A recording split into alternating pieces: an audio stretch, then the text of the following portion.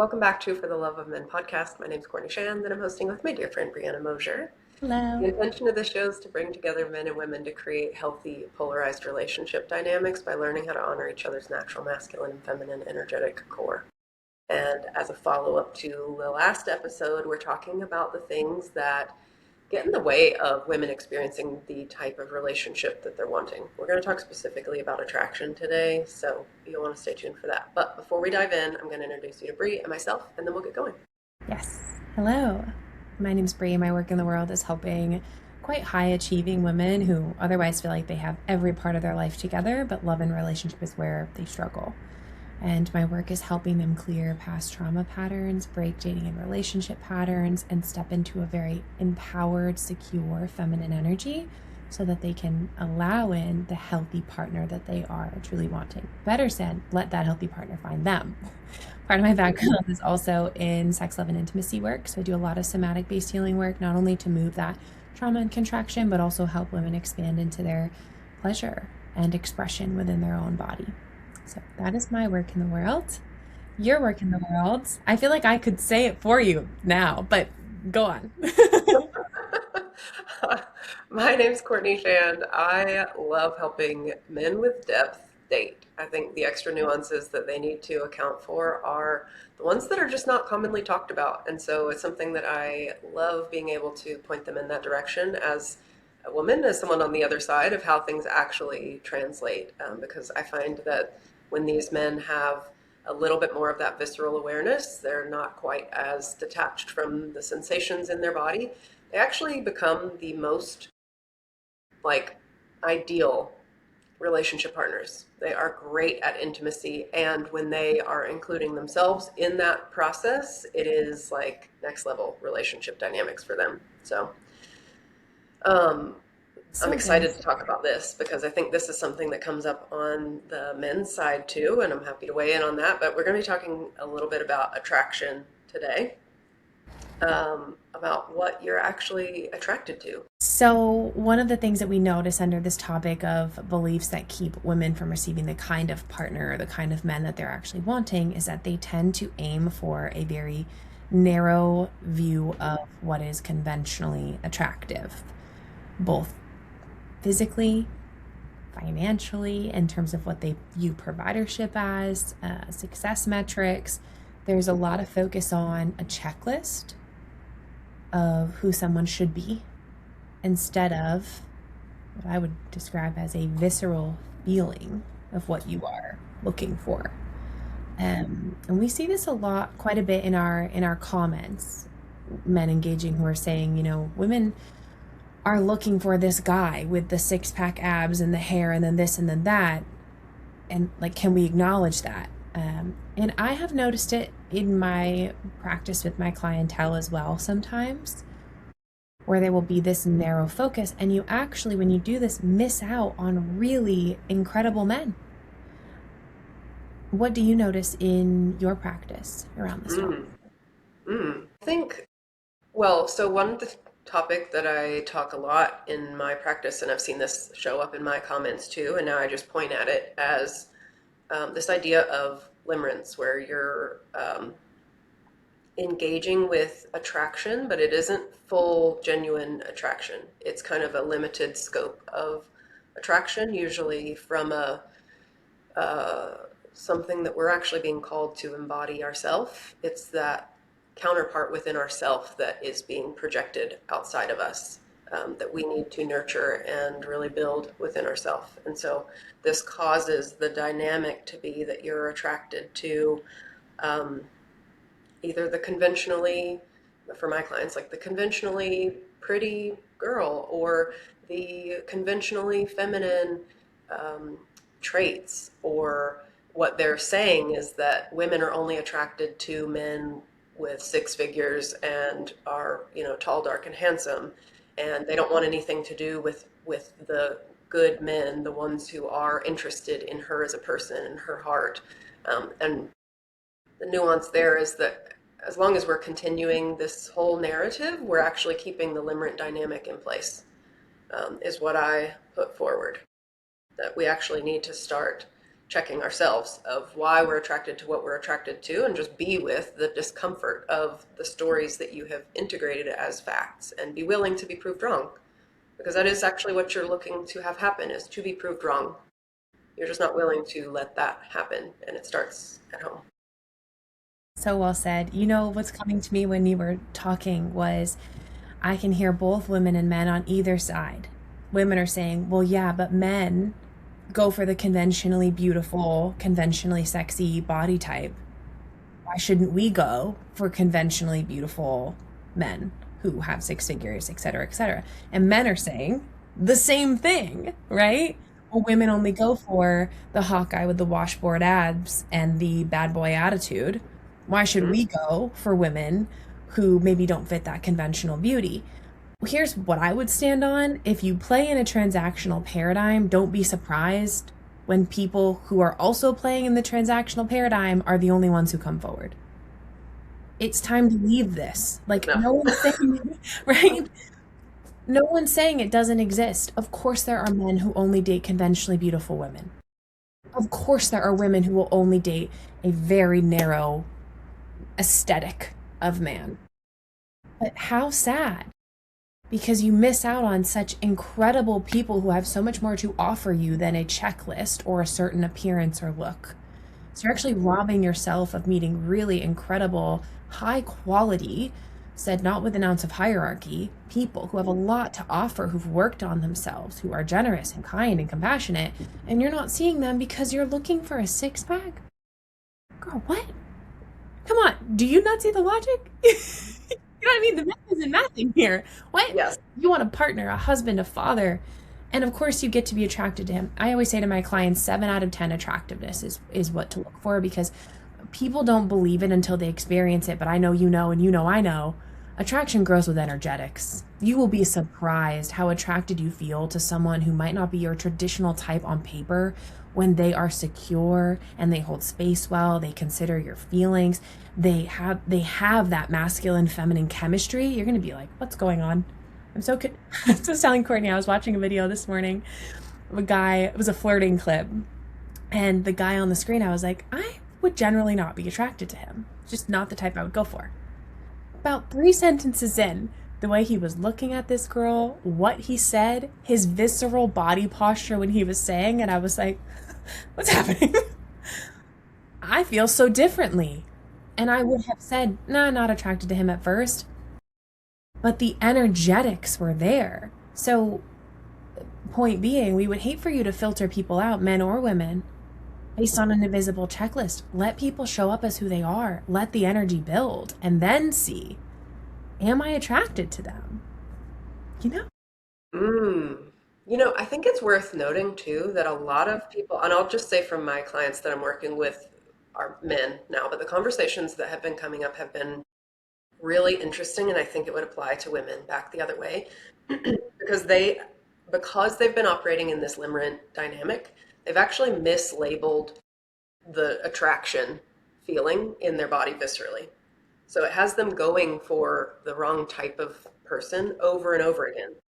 And so they're like feeling this pull, taking action, hitting a wall, and wondering why that didn't work. And it's what we have to do is actually like get in there in the nervous system and actually like tease apart what that pull is actually about so that you can reassociate to the correct sensation that prompts you to move. Because it's not that they lack the masculine energy to approach someone, it's usually that the signal for approach is slightly skewed. And even just like 1 degree off is going to set you in a totally different trajectory. So it's partly about that, and slowing the whole thing down, of letting people um, show you who they are over time. You don't have to know on the first date that you are going to marry this person. And I think a lot of times that's what people are looking for, is a way to neutralize I just did a blog on this actually last night, but a way to neutralize that feeling of uncertainty within themselves, um, based on certain qualifiers, that if I could see these certain qualifiers, that it would allow me to relax. And instead we need to be with and learn how to relax into the unfolding and let it be something that then starts to feel fun and playful and good because we feel secure within ourselves. Mm, yeah, well said. To go off your point, that feeling of instant attraction, I think it's Alison Armstrong who says that is just biology telling you that we would make the best babies. It's just an instinct to procreate. This person has great genes, I have great genes, we would make great babies. Right? And so when you're looking, if you're looking for 10 out of 10 attraction, you're actually looking for that instinct, not the partner, the husband, the father, the friend that you're wanting in a relationship, right? Which is why I would say 7 out of 10. And then what Courtney's saying, let it build. Can you enter with curiosity? Even if you're a little less attracted than that, you might be surprised. You cannot know what these boundaries are or what you're truly attracted to, the feeling you're looking for until you bump up against it. And that will change with experience. So I would challenge you, if you're a woman listening, to step outside of, go into that 7 out of 10 place. See how you feel on the date. Do the energetic qualities actually make up for it, right? Because what you're typically looking for, what women don't know, but they're typically looking for, is a visceral feeling. Mm-hmm. And attraction like that 10 out of 10 primal biological procreate attraction, typically doesn't bring out the best version of you anyway. It brings out usually the most performative, willing to self abandon version of us.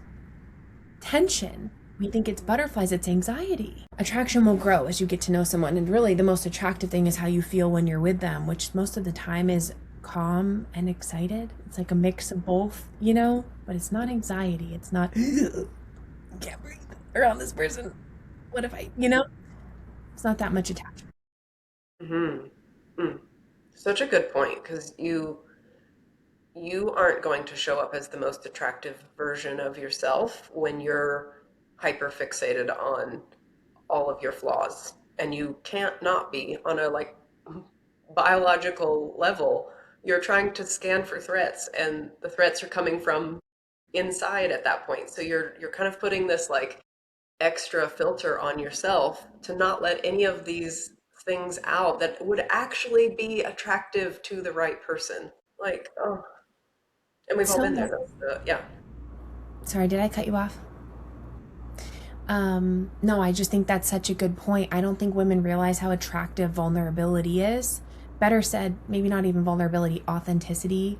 Yeah. Silly, goofy, imperfect, weird, funny. Like, you being yourself is asserting confidence. And confidence is the most attractive because it communicates that security that I've got me, I choose me. If I'm choosing me, I must be pretty sold on this, right? So that quality is going to be more attractive than anything performative to a person who also wants an authentic connection. Mm-hmm. I just told this to a client last week in a conversation. It's truly only going to, I mean, we talk about this all the time, but it's only going to repel the people who are not into that thing, which is actually a good thing.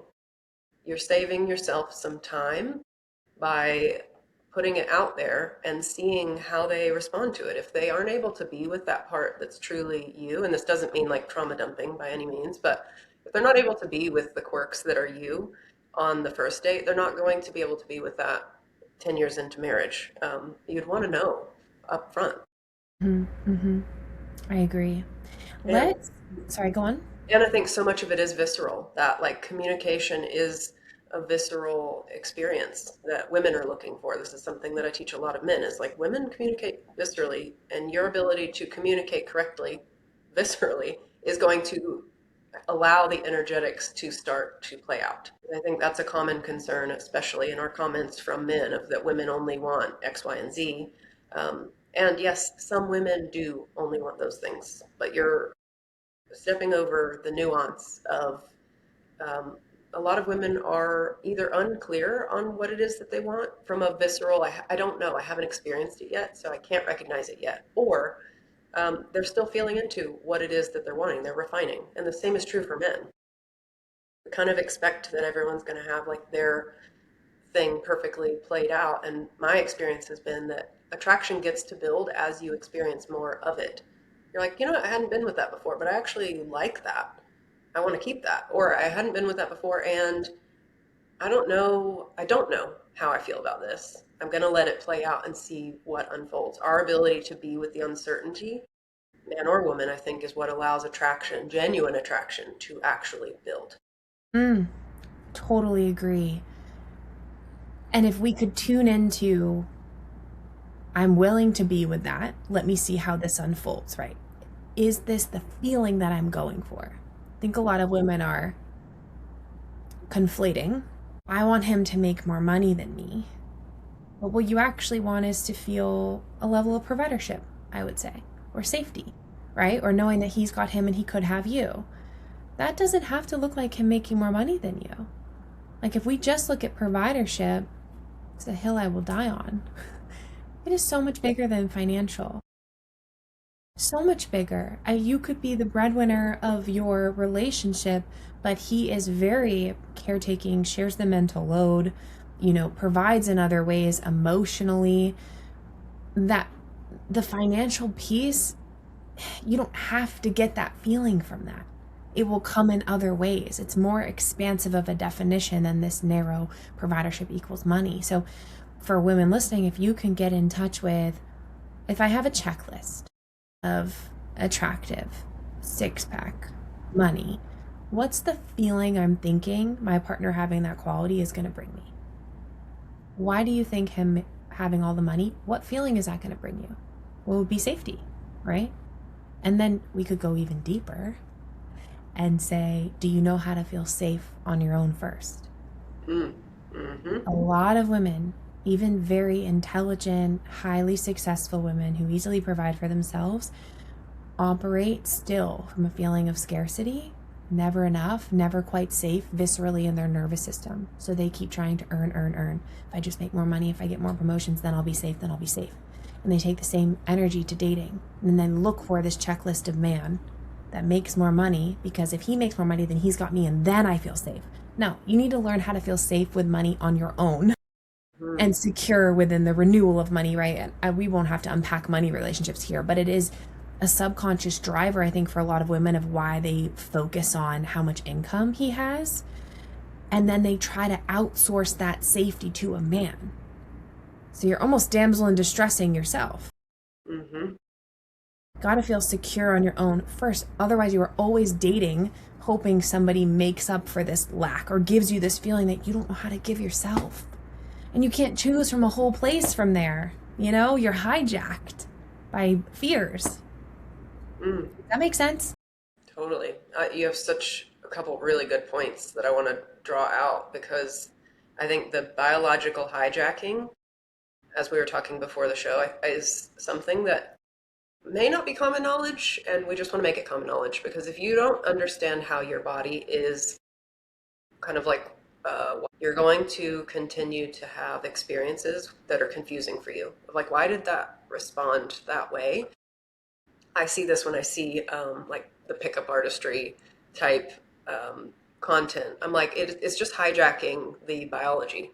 There are things that are just going to quote unquote work because it can hijack a primal response.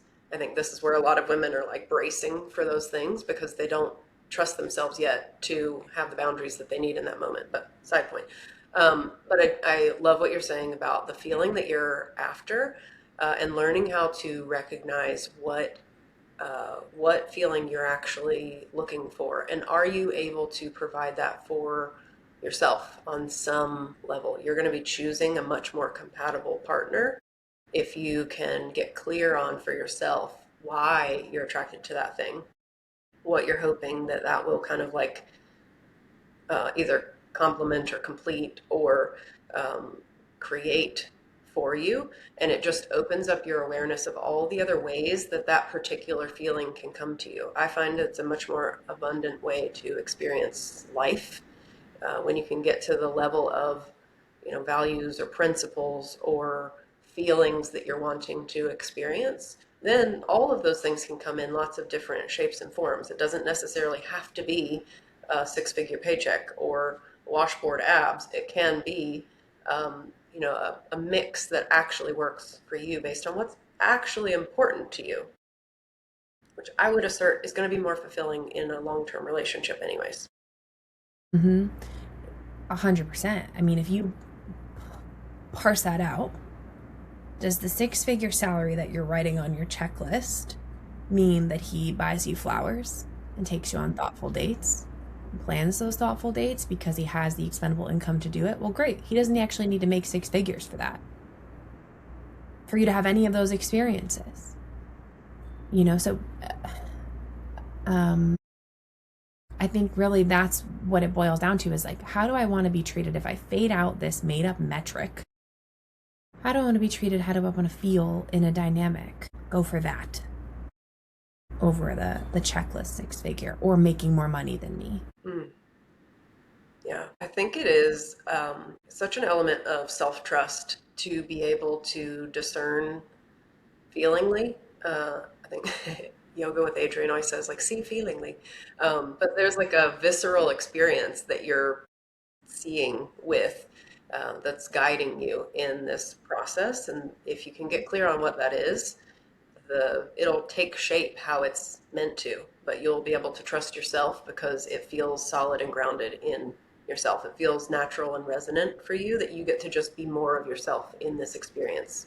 And I think that is part of attraction too, is how you feel about yourself in their presence. Um, that you feel more resonant with yourself. You naturally are going to be more attracted to someone that you get to resonate within yourself around. Mm. You said something before the show that I wrote down word for word when we were writing notes. It was good, huh? It was a Courtneyism. Sometimes Courtney says things and I'm like, stop. This is what you said. Well, great. You're limiting options of how he can show up when you're focused on the outcome instead of the value. Could you expand on that? Ooh, happy to. I think a lot of times when I see attraction based content, and as a content creator myself, like I'm making content about what attraction is, a lot of times they are based on outcomes that we can see so that we can all work with the same information. We have to be able to point at something and be able to talk about it. The problem is that the lived experience of that doesn't often match what we're expecting for it to match. So you may want someone with a, really low body fat percentage and a stellar physique, and what that takes to maintain and is required to build may not be something that you're prepared to prioritize or sacrifice. And so, if you're willing to get to the point of the value or the principle of like on a daily basis, if you want someone with a healthy body, can you boil that down to what the principle is on a day to day basis of he takes care of he's responsible for his health, he's moving his body in a way that feels good for him. He's building confidence in his body. He's working through his emotions somatically, which we know happens when we're moving our body, whether we're purposely doing it or not. He's in touch with his body. That is going to show up in lots of different ways. And I think this is part of what we need to do a little bit of our own emotional labor to get to that point, being able to refine what is the principle that I'm actually drawn to in this outcome, that I'm saying this is what I want. Is the principle of how you get there also lining up with that? And to take it a step further, are you also doing that because it's a value of yours, or are you hoping that he values it enough for both of you so that you don't have to? Again, where are you trying to complement things within yourself that you're actually being called to bring forward and nurture and mature within yourself? I love that. It reminds me of, if you're looking for a successful man, it doesn't have to look like him having the most high profile job where he's top of his game. It can also look like a man who is going back to school to get another degree, who is starting a business, who is pouring into that business, who believes in himself. You want to look for, if I understand what you're saying correctly, qualities and characteristics of a person to build with, not a checklist of a human being. I love that because I would say actually that a lot of my clients, being men, um, have some um, a different relationship with their purpose than I assumed based on what I was being taught in the women's space. And part of it is being willing to um, take a risk, go out on their own, start the business, go back to school, make the financial investment to, leave the high-paying job for one that you actually are fulfilled with. And I think this really calls into question too, as women, like what we have associated, maybe unconsciously, just in the patriarchal lens that we grew up with, of what it means to be a successful man. Like him being able to sleep at night and be able to feel good about his decisions. That kind of man who moves with integrity, I will take every day 10 out of 10 over a man who is following the rules and doing what he's supposed to do, because I can't quite feel the same level of like solidarity within him as him being able to say like this isn't correct, like this is morally not in line for me, I'm going to remove myself, I'm enacting my own boundaries. I can trust that. Like he's going to share that as a principle on a daily basis. If I'm observing that about his character, and this doesn't mean that anything about the job that he chooses, but if we can expand it beyond the job that he has chosen for himself and break it down into the actions, the character, the principles that he lives by. This is why I talk to men all the time. Like, you need to be clear on your principles, because that's what she's going to be looking for. She's attracted to the outcome of your principles. The way that you're showing up on a daily basis, the habits that you have, create the lifestyle that you're now inviting her into. And without those, and I would say the same is true for women, if you can't see those, it's going to be harder for you to create long-term attraction because you can't feel into it on an ongoing basis. Kind of operating with two-dimensional people, and that's just not how attraction works. No, it's like it's a bad phrase to use on the podcast. I'm trying to think of one to alternate it. Sort of like you're holding up a house made of twigs and sticks. It looks like a house, sell it like a house. One gust of wind and it blows over because it's not built on principles and true embodiment of a value system that they're acting in congruence with. Right. I completely agree with you. I always say integrity is my favorite quality in any person. I find it to be the most attractive thing because you mean what you say and you say what you mean, and you're not going to drop that, what's right, when it's inconvenient. The reason I find that so attractive, to go off what you're saying as a woman, is because that's solid ground. I know how you're going to lead yourself. And if I can trust your judgment as much as I trust my own, nothing would make me feel more relaxed, more feminine, more held than that. Mm. So good. You're doing, I mean, your work. I love it. Needed, important. And that is the reframe, right? It's like if you're a man who leads yourself with principles and integrity, that's going to, one, get you the outcome. It's not going to be a house of cards when the outcome comes, and it's going to be highly attractive. Mm. I think a lot One of, thing that I want to, oh, one thing I want to add to that though is that it's um, the messy middle piece is what most people are um, challenged by, because it doesn't look like that yet. And I know we've talked about this before, of like a woman being able to see his potential, see where he's going, and say, I want to get on that train. And in the meantime, I see enough of your principles that let me feel solid in the fact that you are headed in that direction. I'm not just going to be like anchoring a flag on shaky ground here. But I think a lot of times men have this pressure, just what I've observed in the comments is that men have pressure to be in outcome state because that's the level that women are engaging with, um, which is usually, which will exclude or limit the ways that he can show up if he's not fully there yet. And that's why we're putting this in play of like, are you looking at the principles that he's actually building his lifestyle on? Or are you only willing to look at the outcomes that he has created? Because outcomes take time. And as we would want to have some grace for the middle of like, it feels vulnerable to be seen in your process. So for a man to invite you into his principles, into his process of where he's going, is actually the information that you're needing if you're willing to be stepping into that space with him and be attracted on a principle level. You're going to experience the outcome that you're looking for a lot more often and faster, I would say. Mm, completely agree. I mean, those are the things, those are the qualities that you're going to want in your relationship, which you're also building, right? So you're looking at his life, what has he built? But if you actually start looking for character and quality, that's what he's going to bring to the relationship that hasn't been built yet. You want Yes. to know that he's willing to build and that those principles that he operates on as a man, they're in integrity. They're what you value also. That's what you can trust. So funny, before you started speaking, and we almost like kind of jumped in at the same time. I was going to say the exact same thing about, I think women are afraid of falling for potential.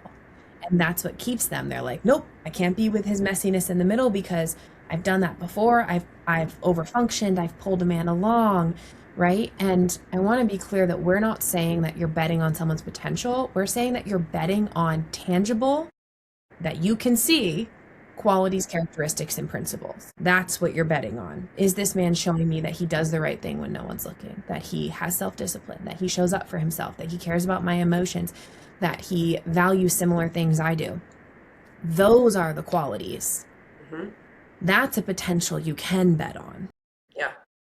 Yeah. Not a man who says, I'm going to do this, I'm going to do that, da, da, da, da, paints the whole picture, but isn't showing up with his actions, but, you know, sits around all day and plays video games. And then you're falling for potential, right? These are Okay. not adding up. Yeah. That's not what we're talking about. Yeah. Qualities, characteristics, principles.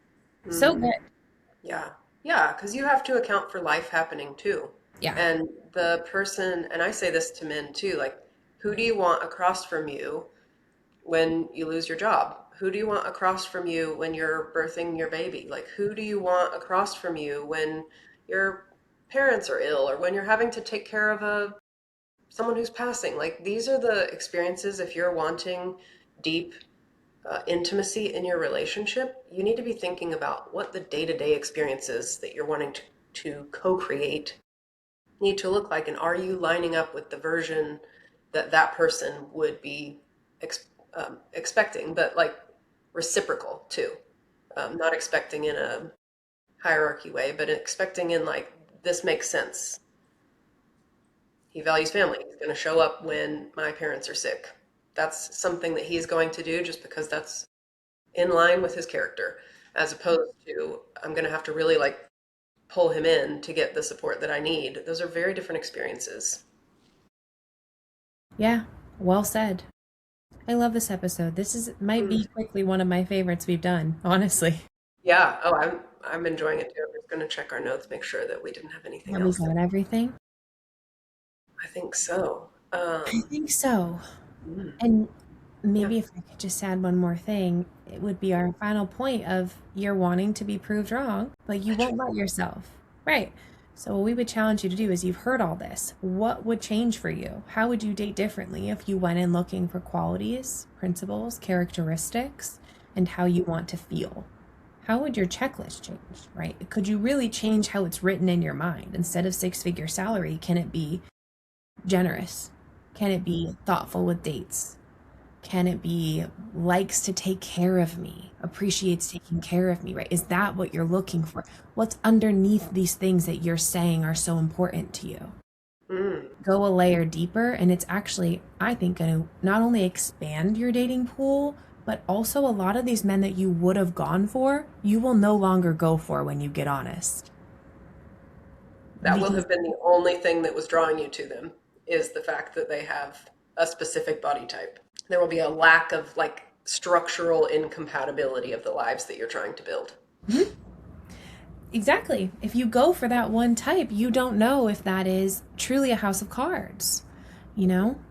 Um, you could end up giving a lot of time and energy to someone who is in a transactional paradigm because they're building their own being around that. Gotta have, and this isn't true of all men, obviously. Nothing's often true of anybody all the time, but if they're going for that conventional attraction, six pack, six figure, the house, the car, like you don't know what that's built on, where it came from. what are the principles. And it's not to say that it's always out of integrity, but it is still, even with that man across from you, I would still encourage you to be looking for values, principles, characteristics, and how you feel. Still, even with all those check boxes, because you don't know what's underneath that, even if the outcomes are there. Yeah. Yeah. And one last thought is, are you willing to be seen in your process? I Mm, know a lot of your clientele are like high achievers, and so they've got lots of objective outcomes to work with. And I am just gonna bet that some of her work is to allow someone into her messy middle. And it possibly is that because that's your experience with your messy middle, that you're projecting on someone else's process and unwilling to go a layer deeper of letting there be some humanness, because that ability with ourselves to let ourselves be human and just be seen in the process of like incompletion or just on track can be vulnerable. And it's usually the parts of us that we want to hide. I will say for myself, this is an area where it's been deeply corrective experience to let someone see my half-baked ideas or partially completed projects or areas where I'm like, but that's where the intimacy is. And to be seen in that is actually where I want to be seen. I just haven't let myself be proved wrong in that way. mm, that's the vulnerability. Yeah, I think it's really common for high achieving women who often hold themselves to this same standard, have to be perfect on the outside, successful, have the job. And so then their rhetoric becomes, I want someone who's on my level. Yeah. Oh, yeah. Go there. Did we do a whole episode on? I Did we? can't remember. I feel like we did. I feel like we Yeah, did too. we did. But that is a really common phrase. Yeah. Uh, so check that episode out if that sounds like you. You're like, oh, I've been doing that. I've also been doing the checklist thing. This is breaking my brain right now.